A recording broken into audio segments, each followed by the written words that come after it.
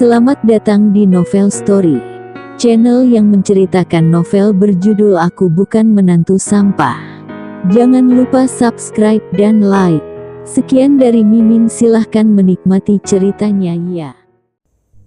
Aku Bukan Menantu Sampah, bab 548, memaksa memakan kotoran anjing. Jenny terus menyanjung tiada henti, sampai membuat Smith yang mendengarnya terkejut. Dia melirik Rocky, menyadari ekspresinya dingin, hatinya baru merasa lega. Smith menatap Rocky, berkata dengan enggan, mengikuti cara tadi. Setelah itu, dia memerintahkan perawat mengambil urin Anastasia. Terima kasih Prof. Smith. Jenny sangat gembira, meraih tangannya mengucapkan terima kasih. Kata-kata sanjungan terus keluar dari mulutnya, sampai benar-benar melupakan keberadaan Rocky. Setelah beberapa saat, perawat datang dengan baskom berisi kotoran yang masih mengepul.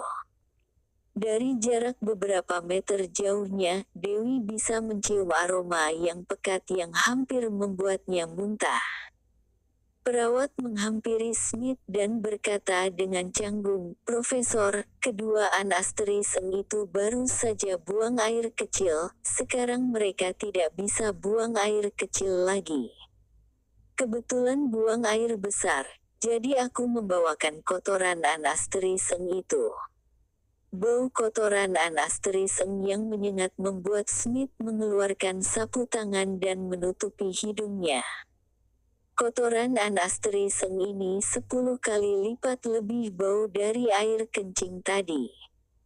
Dahi Smith berkeringat dan hatinya sangat bahagia. Untungnya mereka tadi buang air kecil, kalau diundur sampai sekarang hanya menyisakan kotoran. Memintanya makan kotoran Anastasia ini lebih buruk daripada membunuhnya. Ekspresi Jenny berubah, berkata dengan takut, "Prof. Smith, ini obat yang Anda katakan." "Iya." Smith menganggukkan kepala, berkata, "Ini obat terbaik untuk mengobati penyakit Anda, dengan memakannya penyakitnya pasti bisa disembuhkan." Tadi Rocky sudah mengatakan, selama kotoran yang dikeluarkan Anastasia akan mengandung obat tradisional Tiongkok dan bisa menyembuhkan penyakit. Melihat setumpuk kotoran Anastasia yang bau, Jenny tiba-tiba tercengang, dan perutnya mual. Dia menunggu ahli luar negeri membawakan obat khusus paling canggih. Tidak disangka, resep yang diberikan oleh ahli adalah membiarkannya memakan kotoran Anastasia. Jenny membelalakan matanya, dan pikirannya kosong. Andrew juga tertegun, dan sibuk berkata, "Prof. Smith, bukankah ini kotoran Anastasia? Apakah ini bisa menyembuhkan penyakit?" Dia juga sulit mempercayainya. Smith menunjuk beberapa dokter asing di belakangnya. "Memang benar bisa menyembuhkan, kalau tidak percaya tanyakan asisten yang berada di belakangku." Beberapa dokter asing juga sudah membuktikan mereka sembuh setelah memakannya. Jenny ketakutan hingga tidak bisa bernafas, terbata-bata. "Prof. Smith, bisakah mengganti metode pengobatan lain? Anda ahli yang terkenal, pasti memiliki cara lain." "Sangat disayangkan, tidak ada cara lain." Smith mengangkat tangannya dan mengatakan dia tidak bisa membantu. Rocky berdiri di samping, tanpa instruksi dari Dr. Rocky, dia tidak berani berbicara sembarangan. Terlebih, dia tahu Jenny sama sekali tidak percaya dengan keterampilan medis Rocky. Karena Rocky mengatakan padanya, menggunakan cari tadi, jadi dia hanya bisa memberi Jenny kotoran Anastasia. Aku tidak mau memakannya, lebih baik aku mati daripada memakan kotoran Anastasia." Jenny ketakutan menggelengkan kepala. Dalam hidupnya, dia selalu memakan makanan enak. Dia sama sekali tidak bisa membayangkan dirinya memakan kotoran Anastri-seng. Dewi terkejut sampai tidak bisa berkata apa-apa. Seumur hidup ini dia belum pernah melihat kotoran Anastri-seng bisa menyembuhkan penyakit. Dewi menatap Rocky memohon bantuan, lalu berkata, "Rocky, apakah kamu memiliki cara lain?" Ini, Rocky merenung sejenak dan menggelengkan kepalanya di dalam hatinya. Karena ibu dari istrinya, dia baru bersedia turun tangan. Ketika Rocky hendak menjawab, Jenny tiba-tiba berteriak, "Untuk apa mencarinya? Dasar sampah, kalau dia bisa menyembuhkan penyakit parah ini, sudah sejak awal dia kaya." Rocky mengerutkan kening, wajahnya tiba-tiba menjadi dingin. Awalnya dia berencana untuk memberikan perawatan kepada ibu mertuanya dengan akupuntur atau persiapan pengobatan tradisional Tiongkok, tapi sekarang dia mengurungkan niatnya. Dia berkata dengan dingin, "Bu, karena kamu begitu percaya dengan Prof. Smith, maka biarkanlah dia yang mengobatimu." Setelah itu, Rocky berjalan ke samping, memutuskan untuk mengabaikan Jenny. Dewi benar-benar tidak berdaya. Memakan kotoran Anastri-seng untuk mengobati penyakit, cara ini benar-benar luar biasa. Tapi beberapa ahli di dalam kamar, bersaksi hanya dengan cara ini yang dapat menyembuhkan penyakit. Bahkan wakil kepala rumah sakit juga mengiyakannya. Sekalipun dia tidak percaya, tapi kenyataan sudah ada di depan mata. Jenny mual sampai menggaruk kulitnya terus-menerus. Hanya dalam waktu setengah jam, memar di tubuh Jenny menjadi parah. Dia merasakan sesuatu menetes dari lubang hidungnya. Jenny menyentuhnya tanpa sadar, dan tiba-tiba menyentuh darah hitamnya. Dia langsung berteriak ketakutan. "Istriku, lebih baik kamu mengikuti cara dokter." Andrew juga ketakutan, sampai mengeram membawa semangkuk kotoran Anastri-seng ke hadapan Jenny. Wajah cantik Dewi berubah pucat ketika melihat Jenny berdarah. Jenny terengah-engah, dirinya lumpuh di ranjang rumah sakit. Tadi ditunda terlalu lama, penyakitnya telah menyebar. Dia lemah, wajahnya pucat pasi, pembuluh darah di lehernya pecah seperti cacing tanah, dan darah hitam keluar dari lubang hidung, sudut mata dan bahkan telinganya. Melihat Jenny hendak meninggal, Andrew tidak peduli dengan apapun. Dia segera memanggil Rino. "Cepat kemari, tahan dia." Rino baru sadar, melihat situasi mendesak. Dia menekan Jenny sekuat tenaga. "Kak, tahan sebentar. Nyawa lebih penting." Aku tidak mau memakannya." Jenny menggelengkan kepalanya dengan lemas, meronta dengan kekuatan terakhir. Andrew memantapkan tekadnya, lalu memerintahkan Rino, Alicia dan Dewi menahan Jenny lalu memaksanya membuka mulut. Kemudian dia mengertakkan gigi, mengambil kotoran dengan sendok, lalu memasukkannya ke dalam mulut Jenny. Pupil Jenny membelalak besar, dan mulutnya tiba-tiba dipenuhi kotoran amis. Dia langsung muntah di tempat. Andrew yang berada di sampingnya bergerak cepat. Dia menutupi mulutnya dan berkata, "Istriku, kamu bisa menahannya." Mata Jenny membelalak besar. Dia meronta sekuat tenaga. Lambungnya mual dan rasa mualnya terasa asam. Mulutnya penuh dengan bau busuk sekarang, sampai dia tidak bisa membedakan arah tenggara dan barat laut. Bau aneh ini langsung mengudara. Di tengah dia yang meronta, wajah Jenny penuh dengan kotoran. Dia tertegun dan memutar matanya, lalu langsung pingsan karena bau. "Bu." Dewi tidak tega, menoleh dan menyeka air matanya. Tapi tepat setelah Jenny dipenuhi dengan banyak kotoran, memar di tubuhnya berangsur-angsur menghilang, dan kulit merahnya berangsur-angsur kembali normal. Andrew melepaskan Jenny, hingga akhirnya dia bisa menghela nafas lega.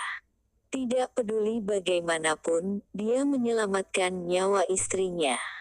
Dia menghela napas dan berkata dengan penuh rasa terima kasih kepada Smith, Profesor Smith, terima kasih telah menyelamatkan nyawa istriku.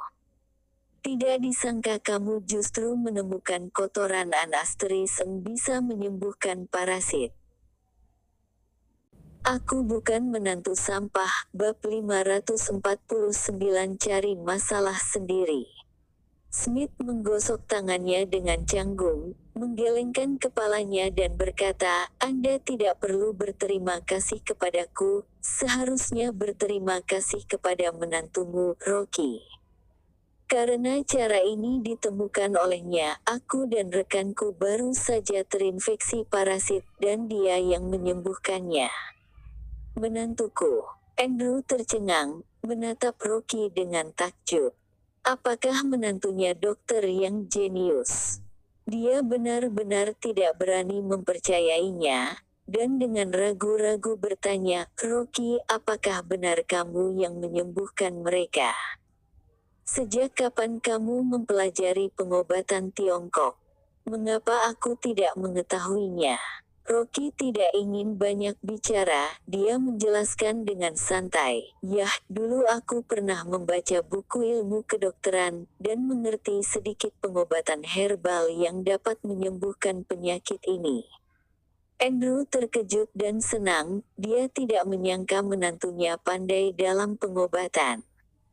Rino yang berada di sebelahnya, terkejut dan berkata, Rocky, apakah kamu juga mengobati mereka menggunakan kotoran anjing untuk menyembuhkan penyakit?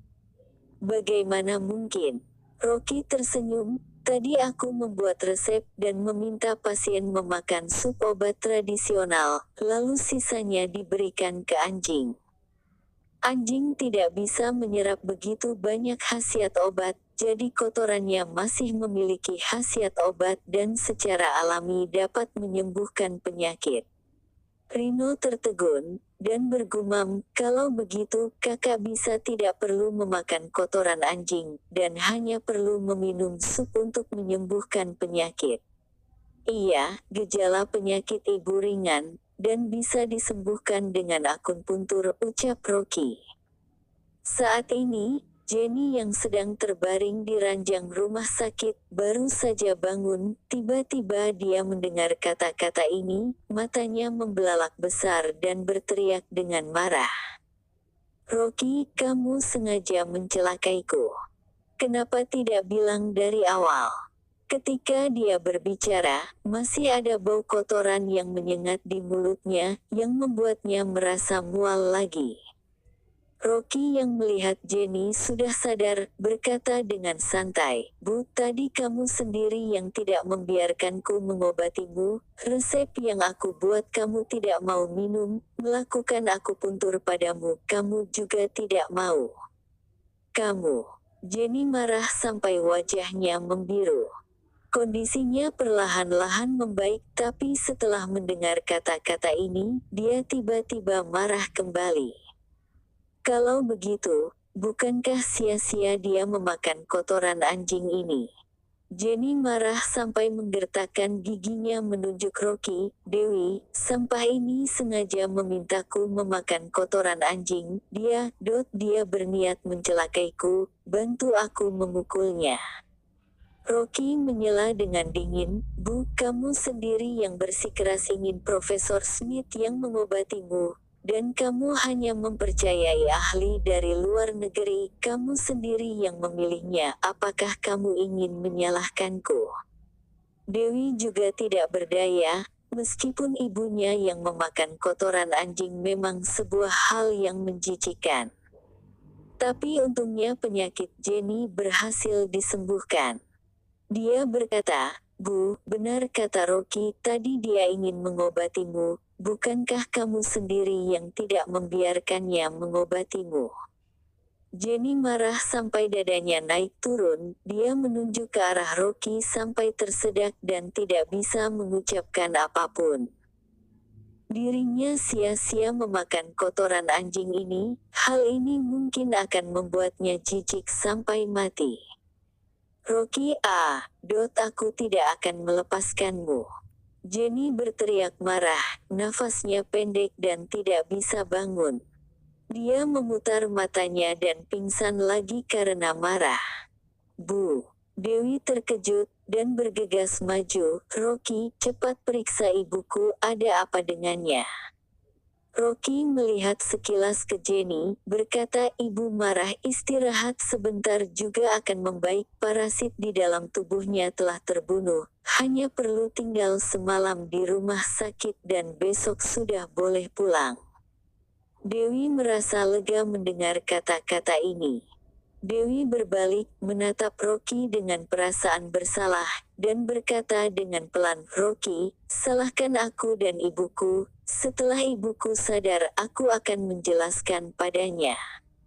Rocky tersenyum, membelai rambut Dewi, berkata, bukankah sudah aku katakan, tidak peduli apapun yang kamu lakukan tidak perlu meminta maaf kepadaku.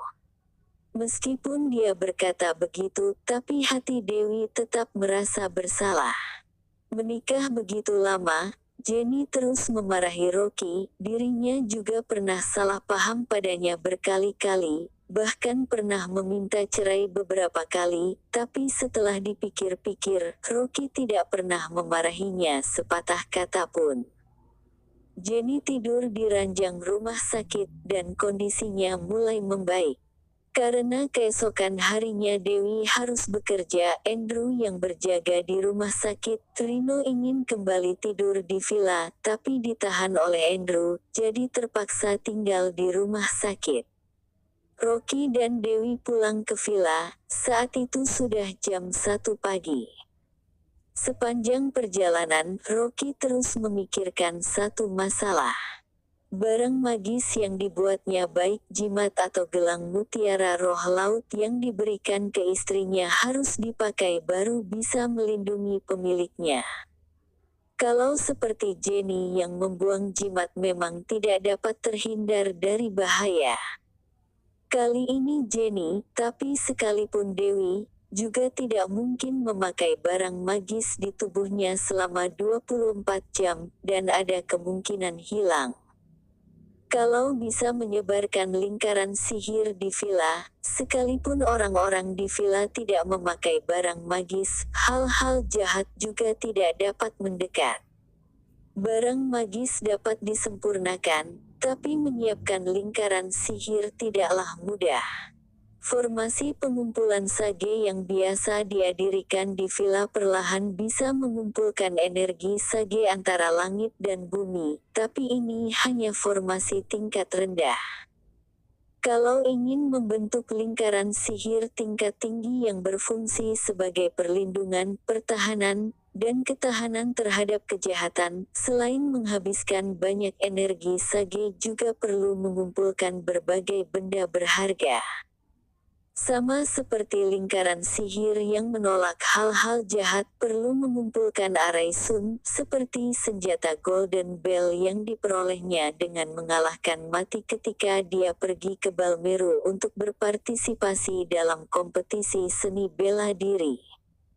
Golden Bell adalah senjata pamungkas untuk mengumpulkan energi langit dan bumi, tapi Golden Bell yang diperolehnya hanyalah dalam bentuk fragmentaris dan telah dipenjara oleh mati untuk waktu yang lama. Energi yangnya telah habis dan itu telah menjadi benda yang paling yin.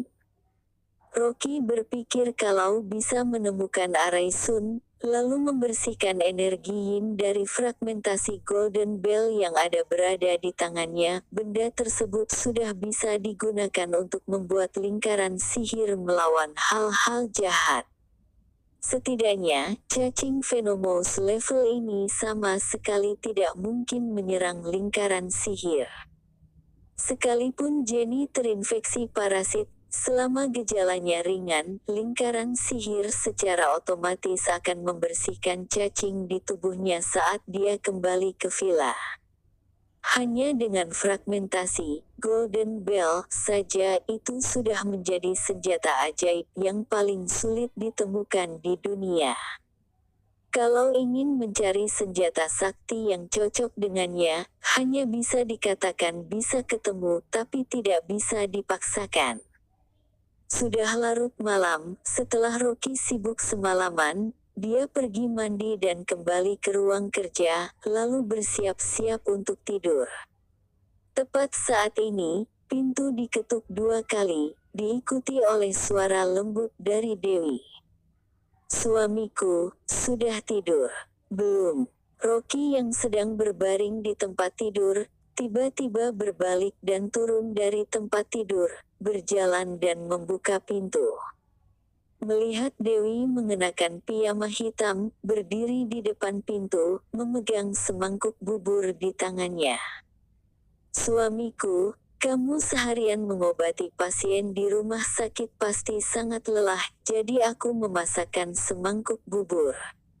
Rocky melihat mangkuk yang dia pegang, lalu alisnya bergerak-gerak. Bubur putih di dalam mangkuk mengeluarkan bau yang aneh. Bubur gosong. Terima kasih telah menonton, jangan lupa like, komen dan subscribe ya teman-teman agar saya semangat melanjutkan novel ini. Jika ada yang kurang baik silahkan komen di bawah agar saya memperbaikinya. Sekian dan terima kasih ya.